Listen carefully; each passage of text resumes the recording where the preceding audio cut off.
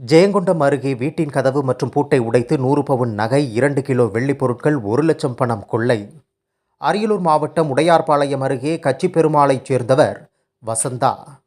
இவர் தனது வீட்டை பூட்டி சாவியை அருகில் வைத்துவிட்டு 100 நாள் வேலைக்கு சென்று வீட்டிற்கு திரும்பிய போது வீட்டில் பீரோவில் இருந்த பொருட்கள் சிதறி கிடப்பதைக் கண்டு அதிர்ச்சியடைந்தார். பின்னர் பீரோவை பார்த்தபோது பீரோவில் வைக்கப்பட்டிருந்த 1 லட்சம் ரூபாய் பணம், கபோர்ட் குச்சிப்பையில் மொத்தமாக வைத்திருந்த 100 பவுன் நகைகள் மற்றும் 2 கிலோ வெள்ளிப் பொருட்கள் உள்ளிட்டவைகளை மர்ம நபர்கள் கொள்ளையடித்துச் சென்றது தெரிய வந்தது. இது குறித்து தகவல் அறிந்த உடையார்பாளையம் காவல் ஆய்வாளர் விஜயலட்சுமி தலைமையிலான போலீசார் சம்பவ இடத்தில் விசாரணை மேற்கொண்டு வருகின்றனர். மேலும் கைரேகை நிபுணர்கள் மற்றும் மோப்பநாய் மலர் உதவியுடன் விசாரணை நடைபெற்று வருகிறது. மோப்பநாயானது சிறிது தூரம் ஓடி சாலையில் படுத்து கொண்டது. அது யாரையும் கவ்வி பிடிக்கவில்லை. காவல்துறையினர் தொடர்ந்து விசாரணை மேற்கொண்டு வருகின்றனர். இந்த சம்பவம் அப்பகுதியில் பெரும் பரபரப்பையும் அதிர்ச்சியையும் ஏற்படுத்தியுள்ளது.